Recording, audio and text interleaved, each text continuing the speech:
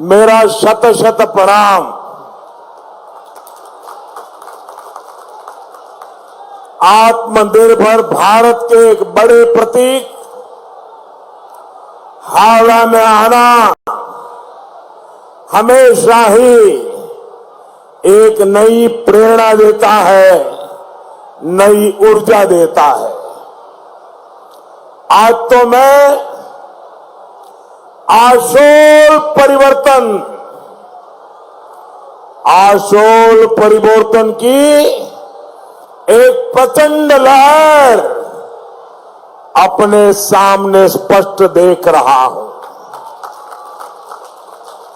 साथियों, पश्चिम बंगाल के ये चुनाव अभूतपूर्व है। 10 साल तक दीदी ने यहां जिस तरह विश्वासघात किया, उसका जवाब इस बार उन्हें बराबर बंगाल की जनता दे रही है। दीदी के तोलाबाज, सिंडिकेट, अन्याय, अत्याचारी और हत्याचारी सरकार से हर कोई परेशान है। बंगाल और नंदीग्राम ही नहीं, बल्कि दीदी से तो आप नंदी भी अपनी नाराजगी खुलकर जताने लगे हैं।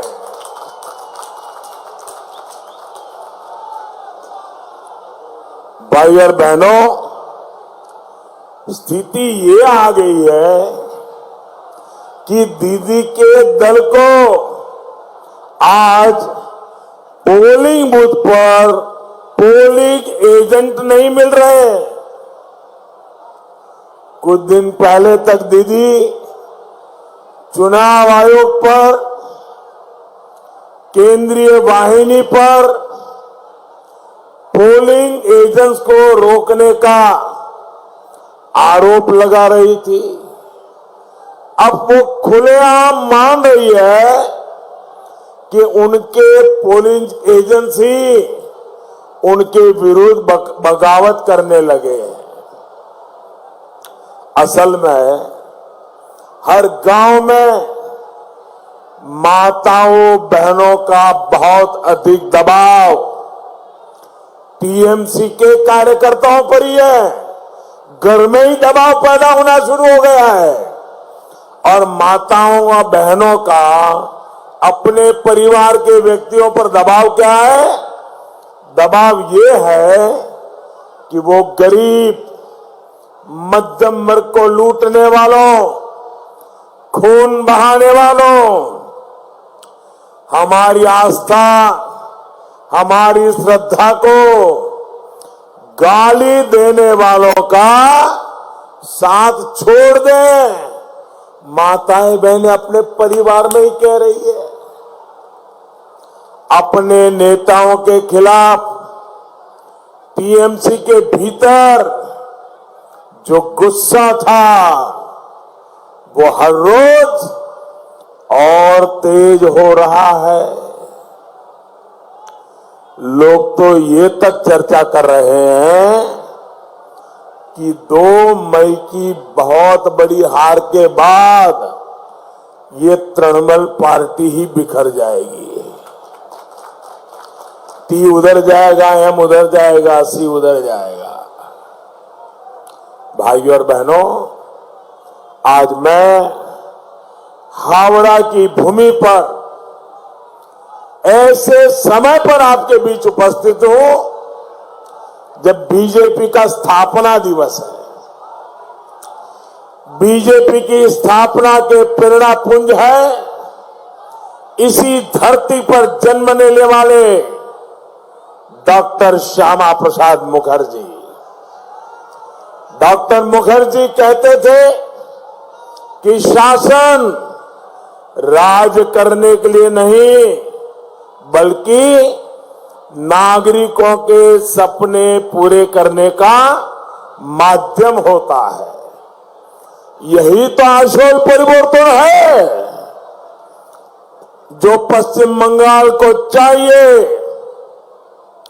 जिसके लिए 2 मई के बाद बनने वाली बीजेपी की डबल इंजन की सरकार प्रतिबद्ध है।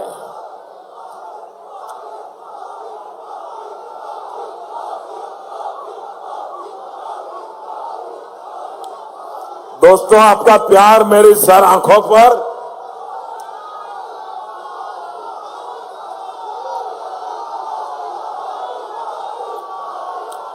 आज इस बार बंगाल के हर कोने में जिस प्रकार से आशीर्वाद की वर्षा हो रही है, आपके प्रेम में कोई भीग जाए इतना तो मैं समझता हूं, आपने तो मुझे अपने प्रेम में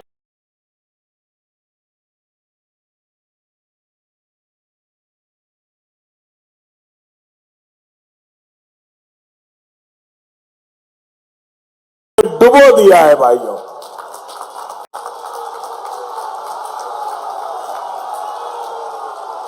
यहां का डेवलपमेंट, यहां के जल संसाधन, यहां के शिल्प, यहां के कृषक, इनको प्रोत्साहित करने से ही संभव है। लेकिन सालों साल इसकी अनदेखी हुई, जिसको बीते 10 साल की दीदी सरकार की दुर्नीति ने बहुत ही गंभीर बना दिया है।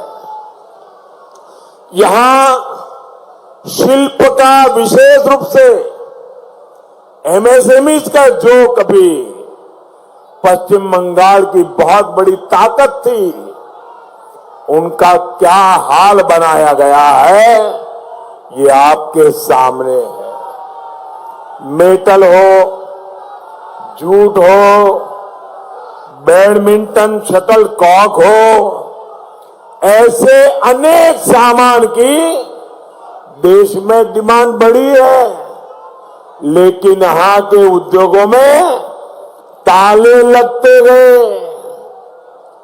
इसकी सिर्फ एक ही वजह है, बंगाल में दशकों तक रहा कुशासन, दीदी की सरकार की दुर्नीति। बंगाल के आदर्शवादी जो लोग हैं, जो विद्वान लोग हैं, जो इंटेलेक्चुअल लोग हैं, बंगाल के आदर्शवादी लोग मानते हैं सोतेर कोनो रूपांतर नहीं, आजो जा कालोता। दीदी ने बंगाल के साथ जो किया, उसका सच सामने आ चुका है। इसलिए आज बंगाल की जनता को दीदी धमकी दे रही है। दीदी कहती है, आमरा देखो नेबो, कहती है ना, आमरा देखे नेबो। हम बंगाल के सभी भाई बहनों से बड़ी विनम्रता पूर्वक उनकी सेवा करने का अवसर मांग रहे हैं।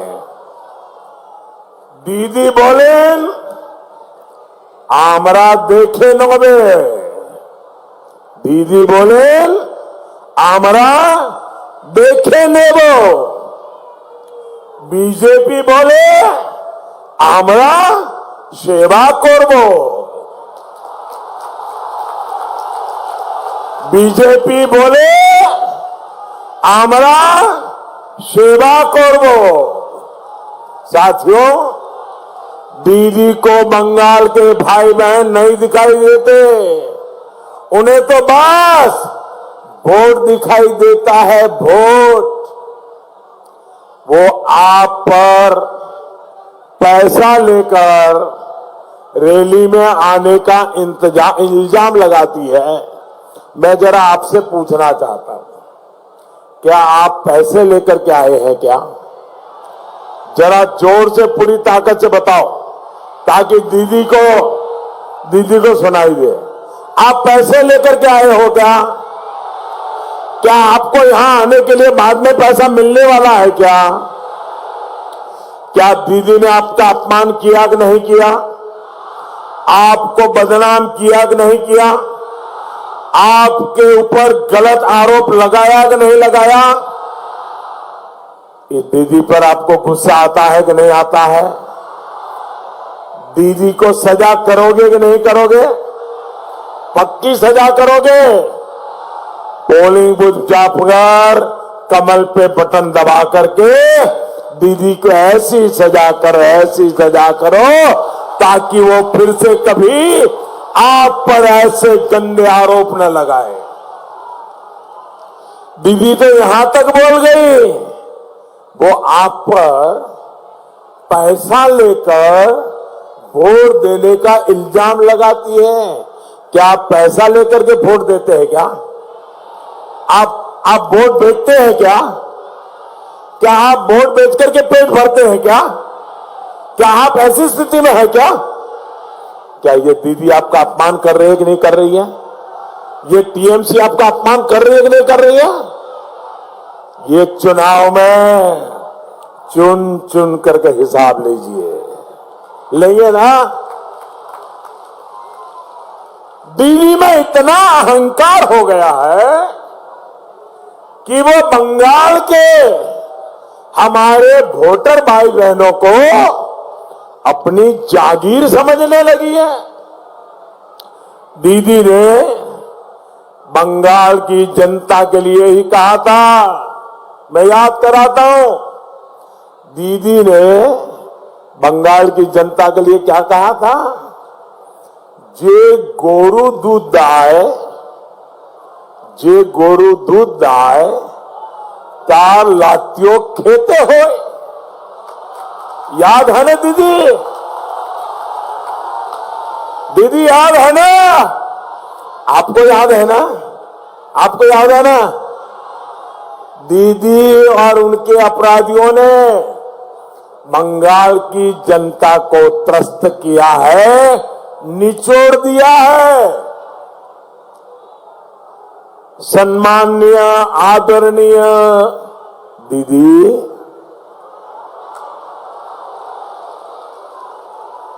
आदरणीय दीदी, ओ दीदी,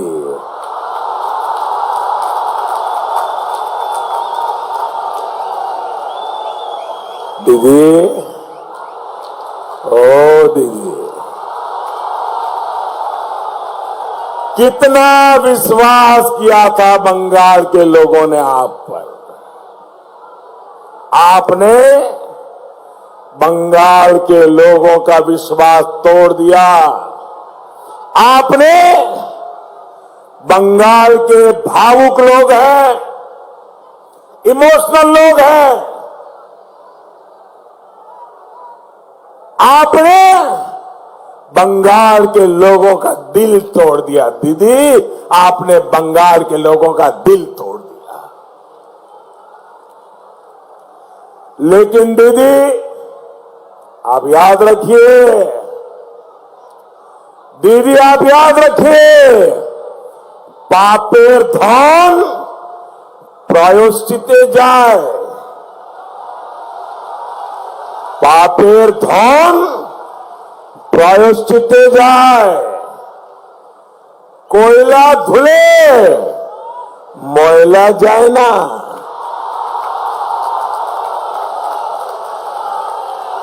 कोयला धुले मोयला जाए ना।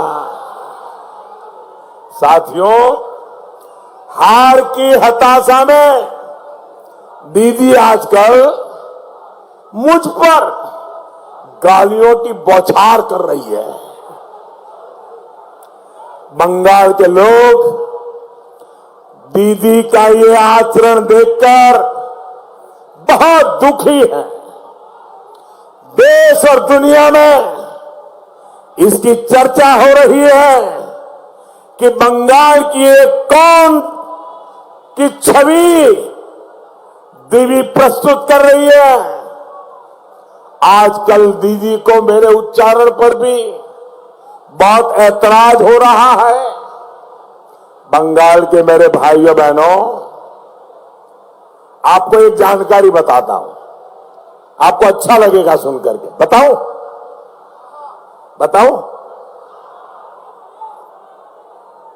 लेकिन ये चुनाव वाली नहीं है, चलेगा ना?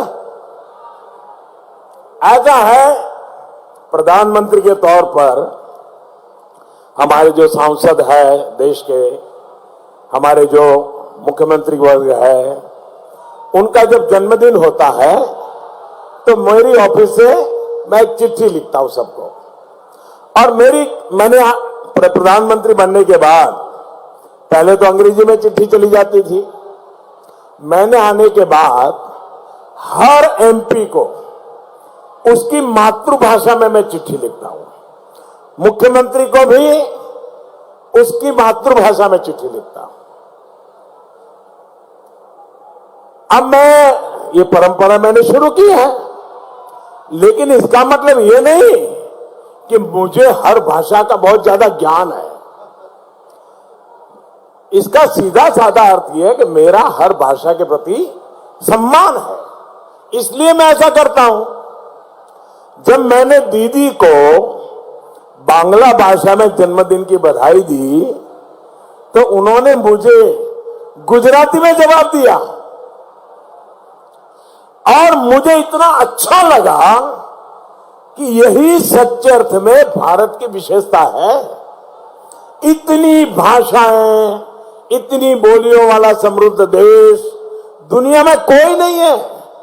इसलिए मैं जहां जाता हूं वहां की स्थानीय भाषा में एक दो वाक्य बोलने का प्रयास जरूर करता हूं। बंगाली नहीं, मैं जब तमिलनाडु जाता हूं तो कोशिश करता हूं कि तमिल भाषा के कुछ शब्द अवश्य बोलूं। मैं जब केरल जाता हूं तो प्रयास करता हूं कि मलयालम भाषा के कुछ शब्द बोलूं। ये हर भाषा के लिए अपनेपन का, श्रद्धा व्यक्त करने का मेरा एक तरीका है। ठीक है, उच्चारण की गलतियां होती हैं, लेकिन मैं पूरी ईमानदारी से प्रयास तो करता हूं। मैं तो हिंदी में भी बात करता हूं तो उसमें भी अनेक गलतियां होती हैं। मुझे पता है मेरे बांग्ला उच्चारण में भी बहुत सारे दोष होते हैं। बावजूद इसके मैं बांग्ला शब्द, बांग्ला वाक्य बोलता हूं, क्योंकि मैं बांग्ला का बहुत सम्मान करता हूं।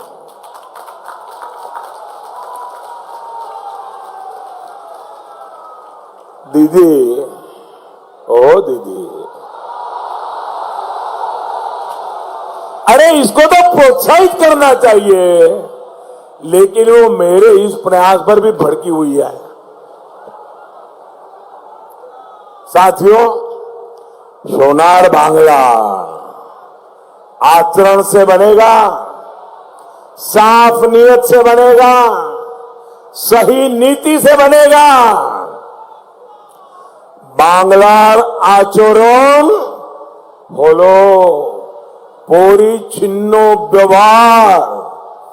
বাংলার আচরণ হলো মানব প্রেম ও দেশ প্রেম। বাংলার আচরণ হলো সত্যতার প্রতি নিষ্ঠা। বাংলার আচরণ হলো সেবা, तेगो बलिदान। साथियों, हावड़ा सिर्फ पश्चिम बंगाल की नहीं बल्कि पूरी दुनिया में भारत की पहचान का एक बड़ा प्रतीक रहा है। हावड़ा ब्रिज हमारे किस्से कहानियों से लेकर भारत की कनेक्टिविटी की भी पहचान रहा है।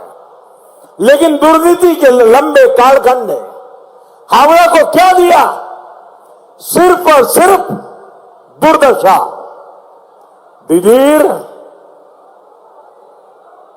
10 बछरे राजत्व पौरसभा और पौर निगम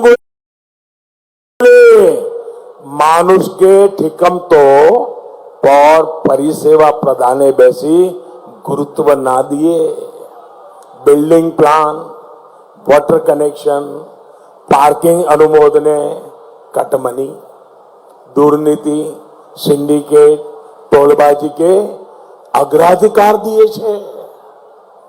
इलेक्शन ना करिए लोकल सेल्फ गवर्नमेंट के राजनीतिक दलेर ऑफिस बनिए दीछे। साथियों, तृणमूल के सिंडिकेट का आंखों देखा हाल बताने वाला एक टैप पूरे देश में चर्चा का विषय बना हुआ है। न्यू टाउन से कैसे कंस्ट्रक्शन का सिंडिकेट विकसित हुआ, कैसे हावड़ा सहित पश्चिम बंगाल के अनेक शहरों को भाईपो सर्विस टैक्स ने बेहाल कर दिया, ये पूरे देश ने सुना है। हालात ये है कि सड़कें पानी से भरी रहती है और घरों में पानी आता नहीं है। गंदा पानी पीने से यहाँ के बच्चों में हैजा जैसी बीमारियां आम हो गई है। गंगा किनारे भी लोग प्यासे हैं। ये कहावत दीदी सरकार की दुर्नीति ने सही साबित की है। केंद्र सरकार ने यहां के सीवेज सिस्टम को ठीक करने के लिए पैसा भेजा, लेकिन वो भी सिंडिकेट की भेंट चढ़ गया। यहां के मिडिल क्लास को कंस्ट्रक्शन माफिया से बचाने के लिए केंद्र सरकार रेरा कानून लेकर के आई। पूरे देश में कानून लागू हो गया, लेकिन दीदी ने रियल एस्टेट माफिया के दबाव में रेरा कानून भी यहां लागू नहीं होने दिया। हमने झुग्गियों में रहने वाले गरीबों के लिए पीएम आवास शहरी के तहत लाखों घर स्वीकृत किए गए, लेकिन तोलेबाजों ने वो भी लटका दिए। माननीय दीदी, ओ दीदी, रोड़े अटकाने का आपका ये खेला अब बंद होने वाला है। 2 मई के बाद डबल इंजन की सरकार हावड़ा सहित पूरे पश्चिम बंगाल में आशोल परिवर्तन के लिए काम करने आ रही है। बीजेपी सरकार की पहली ही कैबिनेट बैठक में गरीबों, कृषकों, मजदूरों और मिडिल क्लास को राहत देने का सिलसिला शुरू कर दिया जाएगा।